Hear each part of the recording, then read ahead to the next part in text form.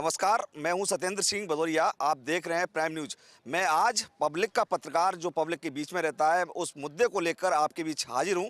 ये मुद्दा है युवाओं का, देश के भविष्य का, देश के नौजवानों का, जो आज 8 साल बाद ये जो ग्राउंड पे देख रहे हैं, ये ग्राउंड मध्य प्रदेश के ग्वालियर शहर का है। यहाँ एसएफ का ग्राउंड कहलाता है। ये एसएफ ग्राउंड में मौजूद हूँ मैं, जहाँ पर ये जो बच्चे देख रहे होंगे आप, ये बच्चे सब इंस्पेक्टर और कांस्टेबल की तैयारी कर रहे हैं।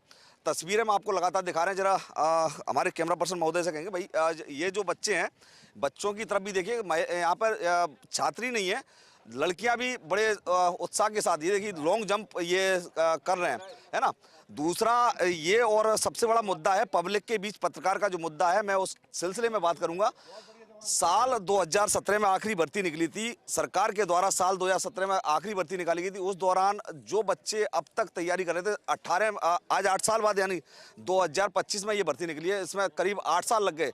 जब 8 साल बाद ये भर्ती निकली तो कई बच्चे ऐसे थे जो बेरोजगार हो गए। बेरोजगारी ही कहेंगे, चूंकि बच्चे जो तैयारी कर रहे थे उनकी उम्र निकल गई। वो इस आस में रहे कि कभी आज नहीं तो कल, कल नहीं तो परसों भर्ती आएगी और भर्ती निकलेगी और वो सिलेक्ट होकर मैदान में उतरेंगे।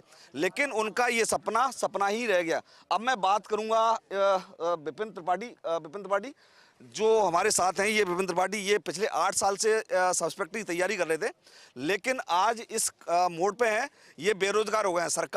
सरकार इनके साथ अब क्या फैसला करेगी ये तो नहीं पता, लेकिन इन्होंने अपनी पूरी ताकत झोंक दी। 8 साल से इस इंतजार में थे कि साल 2017 के बाद दर साल बदलती रही, लेकिन भर्ती नहीं निकली और आज ये बेरोजगार हो गए हैं। इनका नाम है विपिन त्रिपाठी। विपिन त्रिपाठी, आप कितने सालों से सब इंस्पेक्टर की तैयारी कर रहे हैं और आपके साथ के लोग कितने सब इंस्पेक्टर बन चुके हैं?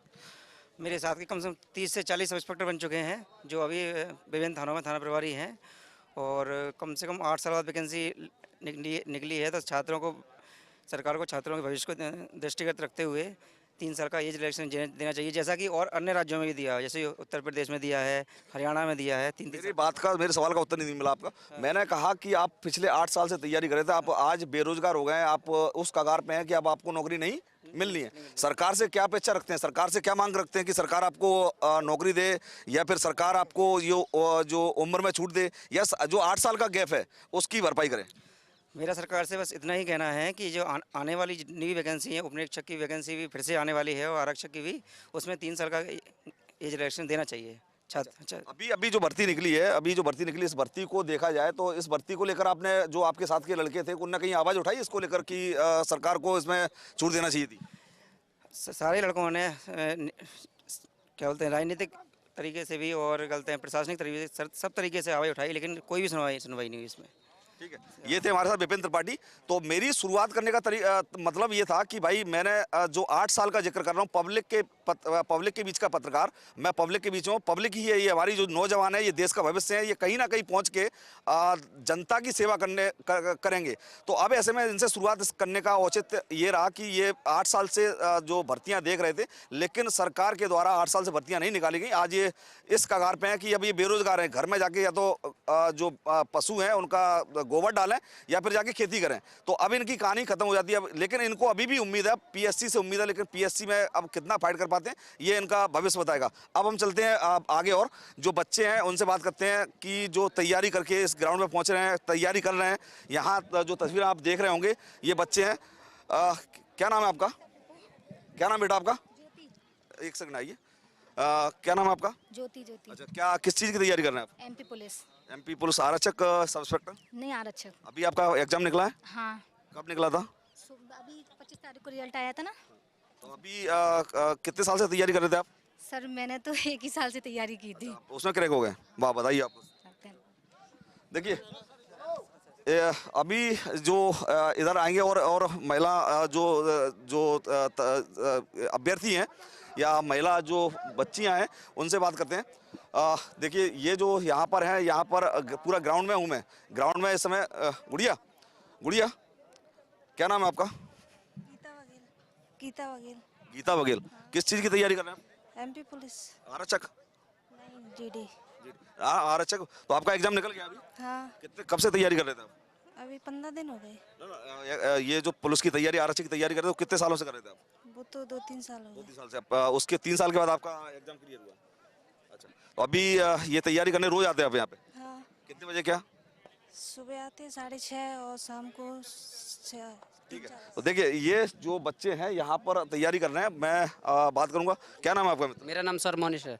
क्या किस चीज़ की तैयारी करते हैं आप? सर मैं आरक्षक की तैयारी कर रहा हूँ सर अभी। आपका निकला एग्जाम? मेरा रिटर्न एग्जाम निकल चुका है, मैं भी फिजिकल की तैयारी कर रहा हूँ। कितने साल से तैयारी कर रहे थे आप? सर 2017 से मैं तैयारी कर रहा हूँ आरक्षक की भर्ती की, और बीच में 2017 में एसआई के लिए भी अप्लाई किया था। अभी 2025 में अप्लाई के लिए फिर से किया है, एसआई के लिए फिर से अप्लाई किया है। उसमें रिटर्न टेस्ट दे चुके हैं, अभी उसका जो है ना सेकंड पेज का इंतजार कर रहे हैं। 2017 से तैयारी कर रहे हैं, तब जाके अब आपको सफलता मिली है? हाँ, 2017 में मुझे मौका मिला था एक बार एसआई देने का, और 8 साल बाद 2025 में दोबारा मौका मिला। इतने लंबे टाइम पीरियड के बाद जो है ना एसआई का परीक्षा जो दी गई, इतनी टफ दी गई कि एक नॉर्मल से व्यक्ति के लिए उपनिरीक्षक बनना बहुत ही कठिन हो जाएगा।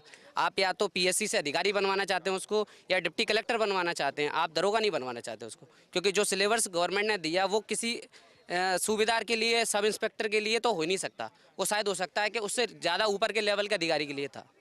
जैसे अभी जो इस बार 8 साल बाद यानी भर्ती आई है, तो आपका कहना ये है कि जो परीक्षा आई है बहुत टफ दी है, मतलब पीएससी स्तर का? मैं ये बताना चाहता हूँ कि 2017 का जो पैटर्न था, अगर आपको शायद पता हो, उसमें पहले प्री था, उसके बाद आपको जो है ना मेंस के लिए 2 पेपर देने पड़ते थे, आपको इंग्लिश और हिंदी के लिए अलग से जो है ना, और उसके बाद आपको फिजिकल क्वालिफाई करना पड़ता था। लेकिन इस साल की परीक्षा में शायद आपको नहीं पता, आपको पहले प्री क्वालिफाई करना पड़ेगा, फिर आपको उसके 10 गुना लोगों के लिए मेंस देना पड़ेगा, उसके बाद आपको जो है ना फिजिकल देना पड़ेगा। जो आरक्षक का फिजिकल है सेम उसी का फिजिकल दिया गया उन्होंने, और उसके बाद आपको इंटरव्यू यानी चयन परीक्षा देनी क्या मानते हो कि मतलब जैसे जो बच्चा भी सब इंस्पेक्टर की तैयारी कर रहा था, सब इंस्पेक्टर की तैयारी करते करते मतलब उसने अगर वो उस मुकाम पर नहीं पहुंच पाता है, तो आरक्षक की नौकरी है, आरक्षक तो बन ही जाएगा ना वो? जी सर, आरक्षक ऐसे कैसे बन जाएगा, क्योंकि आपने उसमें उम्र के लिए भी जो सीमा है वो घटा दी।